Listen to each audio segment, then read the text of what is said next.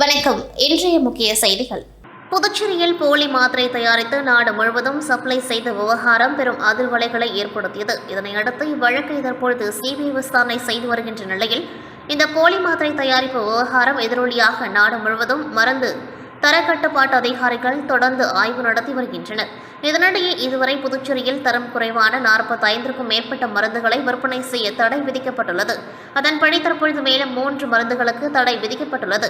இதுகுறித்து புதுச்சேரி மருந்து கட்டுப்பாட்டுத்துறை அதிகாரி அனந்தகிருஷ்ணன் வெளியிட்டுள்ள அறிக்கையில், தெலுங்கானா மாநில மருந்து கட்டுப்பாட்டு அதிகாரிகள் நடத்திய ஆய்வில் இமாச்சல் பிரதேச மாநிலம் பவுண்டா சாஹிப் நகரில் இயங்கி வரும் லெபரேட் பார்மாசூட்டிகல்ஸ் நிறுவனம் தயாரிப்பான அஸ்லோபினாக் அண்ட் பாராசிட்டமல் பேட்ச் எண் ACAUT 007 உற்பத்தி தேதி 7/2025, காலாவதி தேதி 6/2028 வலி நிவாரண மாத்திரை மற்றும் இமாச்சல் பிரதேச மாநில சோலா நகரில் உள்ள சான்சிட்டோ டிராஃப்டிக் நிறுவனம் தயாரிப்பான மியூகோ ஃபார்ம் AB போர்ட் பேட்ச் எண் SP 9620 உற்பத்தி தேதி 1/2025, காலாவதி தேதி 12/2026 சுவாச கோளாறு மாத்திரை உரிய தரமில்லாத காரணத்தினால் தடை விதிக்கப்பட்டது. மேலும் இமாச்சல் பிரதேசம் பவுண்டா சாஹிப் நகரில் உள்ள தொழிற்பேட்டில் இயங்கி வரும் லெபரேட்டரி நிறுவனம் தயாரிப்பான நெக்ரோண்டல் மாத்திரை IP 5mg பேட்ச் எண் 425 1598 உற்பத்தி தேதி 7/2025, காலாவதி தேதி 6/2027 நெஞ்சுவலி மாத்திரைகளும் போதிய தரம் இல்லாததால் இந்த 3 மாத்திரைகளையும் தடை செய்ததோடு புதுச்சேரியில் விற்பனை செய்ய தடை விதித்து புதுச்சேரி மருந்து தரக்கட்டுப்பாட்டு அதிகாரி ஆனந்தகிருஷ்ணன் உத்தரவிட்டுள்ளார்.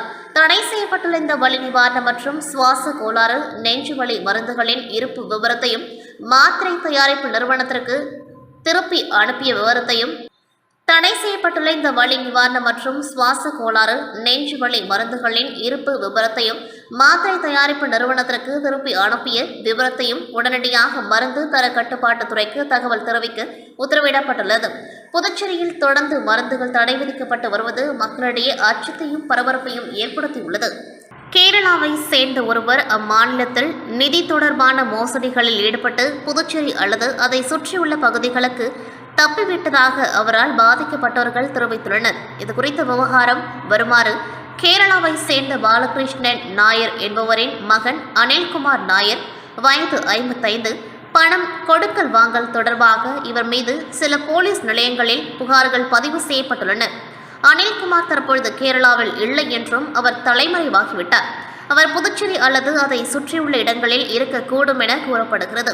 அவரை பற்றி தகவல் தெரிந்தால் 8113053552 அல்லது 9961638817 என்ற எண்களில் தொடர்பு கொள்ளலாம் என்று அவரால் பாதிக்கப்பட்டவர்கள் தெரிவித்திருக்கின்றனர்.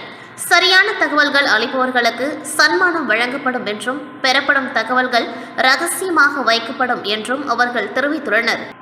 இந்திய கம்யூனிஸ்ட் கட்சியின் மூத்த தலைவர் நல்லகண்ணு உடல்நலக் குறைவால் நேற்று காலமானார். அவரது உடல் சென்னை தி நகரில் உள்ள இந்திய கம்யூனிஸ்ட் கட்சி அலுவலகமான பாலன் இல்லத்தில் பொதுமக்கள் அஞ்சலிக்காக வைக்கப்பட்டிருக்கிறது.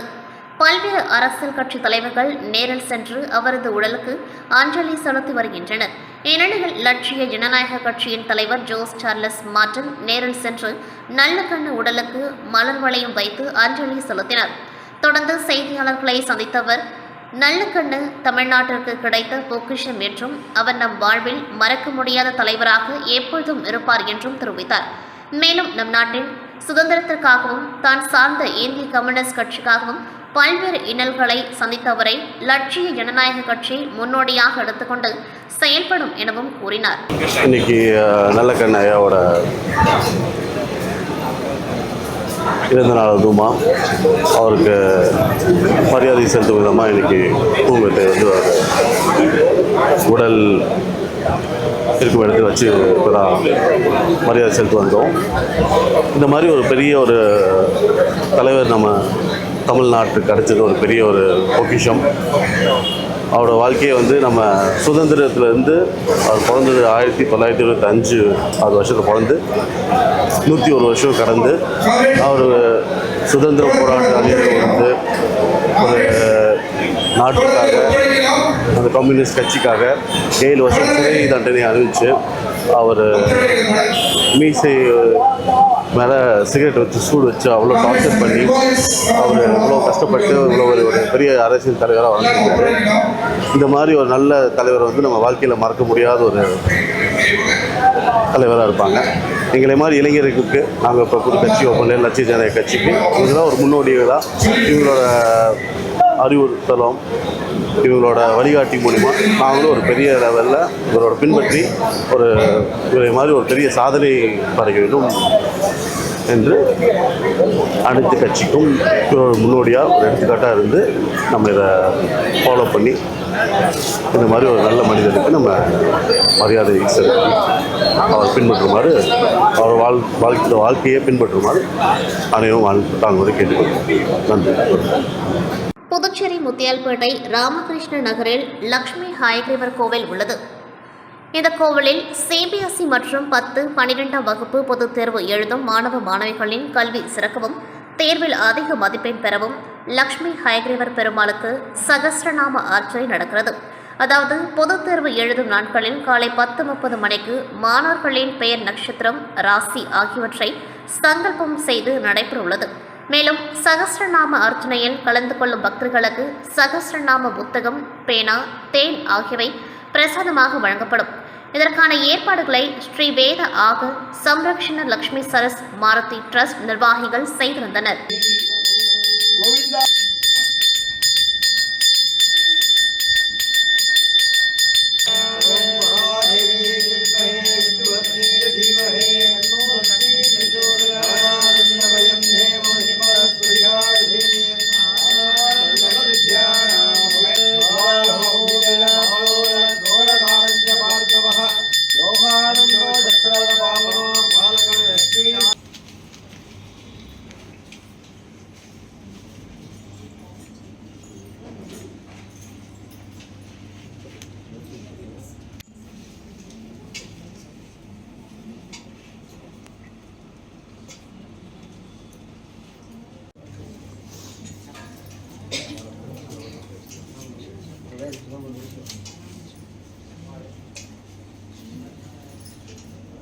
மண்ணாடிப்பட்டு தொகுதிக்குட்பட்ட மண்ணாடிப்பட்டு கோணச்சம்பட்டு கிராமத்தில் சுடுகாட்டு பாதைக்கு சிமெண்ட் சாலை மற்றும் குளம் தூர்வாறுதல், செட்டிப்பட்டு கிராமத்தில் புதுநகர் பகுதிக்கு சிமெண்ட் சாலை அமைத்தல், சொத்துக்கேணி கிராமத்தில் உள்ள வடிவ வாய்க்காலை நீடித்தல், சந்தை புதுக்குப்பம் கிராமத்தில் உள்ள விடுபட்ட சாலையை மேம்படுத்துதல் ஆகிய பணிகளுக்கு சட்டமன்ற தொகுதி மேம்பாட்டு நிதியின் கீழ் மொத்தம் 1 கோடி செலவில் மேம்பாட்டு பணியினை தொகுதி சட்டமன்ற உறுப்பினரும் உள்துறை அமைச்சருமான நமச்சிவாயம் கலந்து கொண்டு பணியினை பூஜை செய்து துவக்கி வைத்தார். நிகழ்ச்சியில் முன்னாள் எம்எல்ஏ அருள்முருகன், ஆணையர் எழில்ராஜன், உதவி பொறியாளர் மல்லிகா அர்ஜுனன், பாஜக பிரமுகர் முத்தழகன், அதிமுக அம்மா பேரவை செயலாளர் பாஸ்கரன், பாஜக பிரமுகர்கள் ராஜேந்திரன், ஜெயக்குமார், லோகு, கண்ணன் மற்றும் கட்சி பிரமுகர்கள், ஊர் பொதுமக்கள் திரளாக கலந்து கொண்டார்கள்.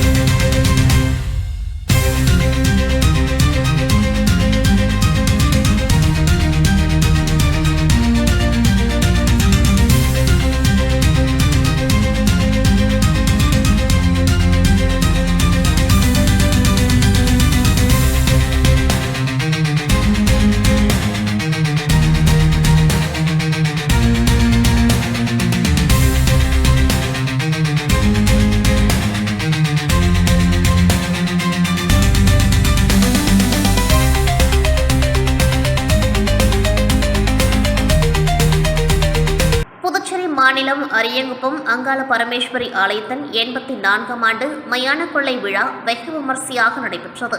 இதில் சிறப்பு விருந்தினராக அதிமுக மாநில பொருளாளர் ரவி பாண்டுரங்கன் கலந்து கொண்டு சுவாமி தரிசனம் செய்தார். தொடர்ந்து 1500 பக்தர்களுக்கு அன்னதானம் வழங்கினர். இந்த நிகழ்ச்சியில் ஜீவா, ஜெயக்குமார், ஆனந்த், பாலன், பாண்டுரங்கன், தட்சிணமூர்த்தி, செல்வம், முனியப்பன் மற்றும் பலர் கலந்து கொண்டார்கள்.